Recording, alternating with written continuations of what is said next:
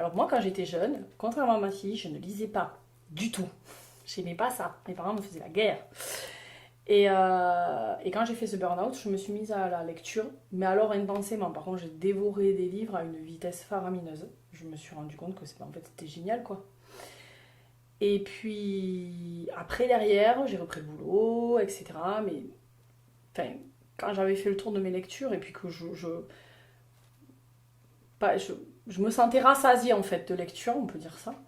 Je me sentais rassasiée, je me suis sentie une envie, mais alors, mais c'était juste comme ça, c'était très fugace, hein, comme écrire un journal intime. Hein, voilà, il y en a un jour, il démarre un journal intime. Ben, moi, j'ai démarré un truc qui m'est sorti de la tête comme ça, sur un cahier. Et puis, je l'ai fait lire à William et il m'a dit, mais Céline, mais en fait, ben, c'est sympa. Tu devrais le mettre sur l'ordinateur, parce que j'ai écrit sur un cahier. Donc, voilà. Tu devrais le mettre sur l'ordinateur. Et le souci, c'est que quand je... Enfin, le souci, c'est que quand je me suis mise au clavier, j'ai commencé à retaper ce que j'avais mis sur le cahier. Et quand j'ai eu fini, en fait, mais c'est comme si j'avais été envoûtée, quoi. Mes doigts, ils ont continué, ma tête, elle a continué, tout. Enfin, et j'ai continué à taper. Et bon, il fallait bien dormir et aller travailler de temps en temps, donc je m'arrêtais. Mais j'avais quand même tout le temps cette envie de reprendre le clavier, de continuer cette histoire, de la faire vivre. Enfin, ça vivait dans ma tête, hein. C'est un truc. Ouais, c'est un peu bipolaire quand même comme idée, mais voilà, j'avais des gens qui vivaient dans ma tête. Et il me fallait l'écrire, quoi. Et donc j'ai écrit, mais sans aucune arrière-pensée, sans me dire je vais le publier. Franchement, c'était pour moi, hein, c'était pour me soulager moi.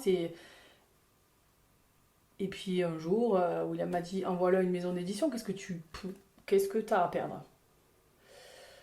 Ouais, bon, pas trop, je sais pas, machin. Puis un jour, j'ai sauté le pas, quoi. Ça a été comme me faire tatouer, j'ai sauté le pas.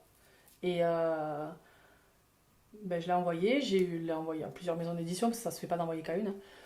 J'ai eu 4 réponses positives, j'en ai choisi une, et puis à partir de là, voilà, l'aventure a commencé.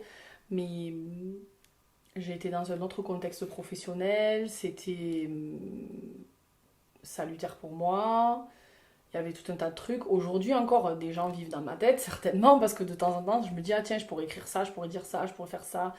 Mais je me donne tellement à mon travail que là, par contre, j'ai mis l'écriture de côté. Et je me dis, ça reviendra quand ça voudra sortir, en fait. Pas, je force rien. Je me mets pas de pression. Je laisse le truc se faire. Mais en attendant, j'ai sorti 2 tomes quand même. Bien gros. Donc, donc voilà. Alors, c'est fier de moi de ce côté-là.